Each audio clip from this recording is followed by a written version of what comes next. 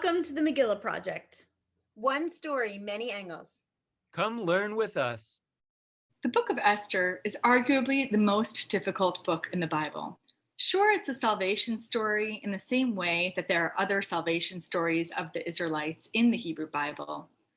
But at the same time, it doesn't have the same pietistic credentials as other biblical books. As most of us know, Esther doesn't make any reference to God, doesn't make any reference to the ancestral laws of the Jewish people, doesn't make any reference to Judea, Jerusalem, or the Jerusalem temple, and doesn't make any reference to prayer.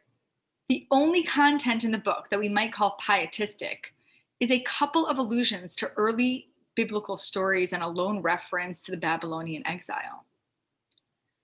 Unlike the book of Ruth, whose last verse provides readers with a big reveal by finally divulging to readers the entire point of the book, that Ruth's story is a story of David's origins, the end of Esther tells us nothing about the author's message, only that Ahasuerus institutes attacks and that Mordecai enjoys professional success. But even more problematically, the real ending of the story of Esther, the ending which many of us tend to forget, and that's assuming that we realized it in the first place, is that the happy ending to Esther, which we all celebrate, is not only the Jews' victorious war against the Gentiles, but also Esther's tenure as queen and wife to Ahasuerus, a position which she retains apparently for the rest of her life. The story of Esther ends in intermarriage, and we find no indication in the book that the author felt a need to explain or justify her intermarriage to Ahasuerus. Midrashic traditions seek to solve these oddities by describing how Mordecai and Esther fastidiously observed their ancestral laws. In one famous midrash, Esther employs 7 housemaids and names each one after a day of the week in order to keep track of when to observe the Sabbath. But my concern in this brief lesson has to do with Jewish life prior to the rabbinic period, before such midrashic traditions were widely circulated and recorded. How did the story of Esther survive long enough to get to the rabbinic period? How did Jews justify it, circulate it, transmit it from the late biblical period to the early rabbinic period? The fact is, the Hebrew version of Esther was not circulated in many Jewish communities in the Second Temple period. The story did not apparently appeal, for instance, to the Jews who settled at Qumran on the northwestern corner of the Dead Sea. Copies of every single book of the Hebrew Bible were discovered in the caves which comprised the Qumran community's library, and plenty of extra canonical books too. But as far as we know, no person living at Qumran felt the need for the book of Esther. Esther's story isn't widely cited much in late Second Temple Jewish literature in general, at least not in comparison with the adventures of other biblical heroes, even diasporan ones, such as Joseph and Daniel. By the end of the Second Temple period, the book of Esther may have been most popular in translation, specifically in its Greek translation. The Jews who produced the Greek translation of Esther, which was preserved in a canonical collection known as the Septuagint, were not primarily motivated by producing a document which was perfectly loyal to the Hebrew original. In fact, it could be said that the Greek version of Esther contradicts the Hebrew original by being far more pietistic in nature. By the time that it was dispatched from Jerusalem to Jewish communities living in Egypt in the early 1st century BCE, the Greek version of Esther included significant additions, which may have been composed by different people and perhaps even in different languages. In the first edition, Mordecai has a strange dream featuring 2 battling dragons, in which one is clearly victorious over the other. In the second edition, we read the content of the edict to enact genocide against the Jews of the Persian Empire. In the 3rd and 4th edition, we read of Mordecai and Esther's prayers to God to save the Jewish people. In the 5th edition, we read the content of the edict, repealing the first edict to eradicate the Jews. And in the last and perhaps most significant edition, we read that Mordecai, after this entire ordeal, finally understands the meaning of his dream, which functions as a prophetic vision regarding the existential conflict between the Jewish people and their Gentile enemies. These 6 editions, which comprise a nice little chiastic structure in which the first and last match, the second and penultimate match, and the middle 2 match, include themes that are missing in the biblical text. Heroes and heroines display their virtue by praying to God. Powerful human beings are only the pawns of God's will. And most importantly, God is at the helm of human existence and acts with total power. How can we understand this Greek version of Esther? What kind of social and religious setting does this book cater to? What kind of social and religious setting does this book represent?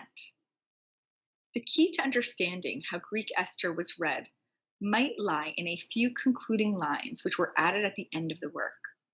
Scholars refer to these lines as a colophon, which is a brief statement that authors and scribes of ancient books sometimes added to the end of their works, which were meant to provide readers with information regarding their book's authorship and its circumstances of composition.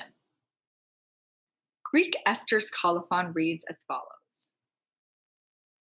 In the 4th year of the reign of Ptolemy and Cleopatra, Dositheus, who said he was a priest and a Levite, and Ptolemy his son, brought in to Egypt the foregoing letter, epistole, concerning the Frure, Purim, saying that it was authentic and that Lysimachus, son of Ptolemy, a resident of Jerusalem, had translated it. This colophon provides us with a probable dating of Hebrew Esther's initial translation into Greek and the date of its dispatch from Jerusalem to the Jewish diasporan community in Egypt. It references an Egyptian king named Ptolemy and his wife Cleopatra. And while there are a number of potential candidates regarding who this particular Ptolemy and Cleopatra were, it most likely refers to Ptolemy XII, whose reign over the Hellenistic Ptolemaic Empire began in 80 BCE. Since the colophon opens with the phrase, in the 4th year of the reign of Ptolemy and Cleopatra, the Greek book of Esther likely arrived in Egypt in 77 or 76 BCE. This colophon also suggests that diasporan readers were meant to read the entire Greek version of Esther as directed towards them and intended for them. It therefore functions to reverse the transmissional direction of authority embedded in the actual story. Hebrew Esther recalls the story of a Judean hero and heroine permanently ensconced in the diaspora, so integrated into their host society that the hero is an insider to the kingly court, and the heroine ends up married to the king. And this diasporan story, according to the book which records it, holds significance for all Jews everywhere, to the extent that all Jews everywhere must commemorate it for perpetuity in an annual holiday. In Hebrew Esther, the center of Jewish life and its existential future lies in the diaspora. Midrashic tradition would seek to qualify this focus on the diaspora by emphasizing the pain of exile undergirding the story. But well before these Midrashic traditions were recorded, the Greek colophon of Greek Esther sought to effect a total reversal of the Hebrew version's emphasis on the diaspora. The colophon has a Judean scribe recording, authorizing, and dispatching the work to diasporan communities, with instructions to observe the holiday of Purim, which commemorates its story. It reinstates Judean leadership with authority by crediting Judean leaders with the composition and dissemination of the Greek version of the book. More specifically, the colophon transforms the festal letter preserved at the very end of Hebrew Esther, in which Mordechai and Esther instruct the Jews of Persia to observe the holiday of Purim, into a document which directs diaspora Jews to observe a diasporan holiday that derives its legitimacy from Judean authorities. And thus, the colophon transforms the observance of a diasporan holiday, which commemorates the story of the diasporan Queen Esther, into a performance of affirmation of diasporan loyalty to Judea. Greek Esther was intended as a message to diasporan Jews from the Jerusalem community, whose sanction of the holiday and the Greek version of the story this holiday celebrated oriented diasporan Jews towards the temple rather than towards the diaspora. A closer look at the colophon bears this out. The colophon refers to the entire work of Greek Esther as an epistole, a letter, rather than the more common biblion, book or scroll, which is how the document that Mordechai writes in chapter 9 is described. The reference to epistole here suggests that the translator is referring not to Mordechai's biblion or to the letter that Mordechai and Esther jointly composed, but to the entire book. Transforming the entire book into an epistle aimed at a diasporan Greek-speaking Jewish audience suggests that Judean authorities wanted diasporan Jews to read the entire document as a letter rather than as a book. Letters presume an existent relationship, a personal interest, and a mutual kinship, which brings an audience into the personal orbit of an author and his or her story. The reference to all of Greek Esther as an epistle thus serves to establish a close connection between the recipients of the miraculous story as it was retold in Greek Esther and the writer himself, a representative of Judean Jewry. The word epistole reframes the document's mandate to celebrate Purim as a Judean mandate, thereby bringing all authority to establish an annual holiday back to Judea. The colophon also identifies the men who translate Esther into Greek and brought it to Egypt as men who are closely connected with Jewish leadership stationed in Jerusalem and associated with its temple. Dositheus is identified as a priest and a Levite, an identification which suggests that his temple-related role authorizes him, and by extension the document which he has brought to Egypt. The translator Lysimachus is likewise described as a Jerusalemite, which again tells the book's diasporan Jewish audience that they should consider this Greek document authoritative by the very nature of the priestly and Judean credentials of its dispatcher and translator. Given that the story of Esther argues for suspicion against outsiders, the credentials cited in the colophon can also be read as a critique directed at diasporan Jewish readers who have integrated into their host cultures by presenting their own ancestral practices as syncretistic and universalist. The colophon implies that the story of Esther is a corrective to this approach by providing diasporan Jews with an instructive tale about diasporan Jews who commendably defended their people against outside threats. Greek Esther pushes this message much farther than the Hebrew version of Esther, particularly in its additions which have Esther declare her concern for intermarriage and assimilation. The colophon of Greek Esther, along with Greek Esther's additions, introduce a new relationship dynamic into the text, one not between Jews and Gentiles, but between Judean Jews and Egyptian Jews. Hebrew Esther does not distinguish between Jews of any kind, and there is certainly no intimation that the Jews of Judea and the Jews of Diaspora are in conflict, since there's no mention at all of Judea, Jerusalem, or the temple. The forces battling one another are Persians and all Jews in the empire who live in existential opposition to the other nations.